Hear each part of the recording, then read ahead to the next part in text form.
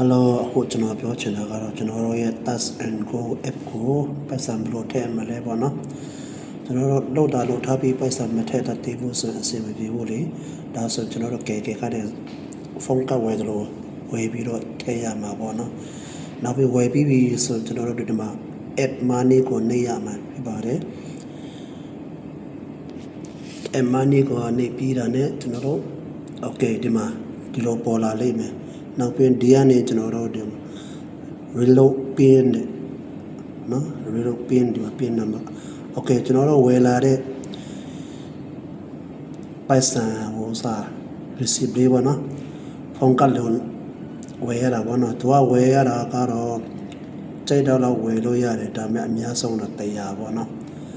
100ထိပဲဝယ်လို့ရတယ်နောက်ပြီးကျွန်တော်တို့ထည့်လိုက်တယ်ဆိုရင်တစ်ချက် no တယ်နော်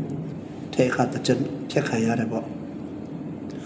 ဒီလိုသူက receipt ဒီလိုဖုန်းကဝယ်တယ်လို့မျိုး receipt ရောက်လာတယ်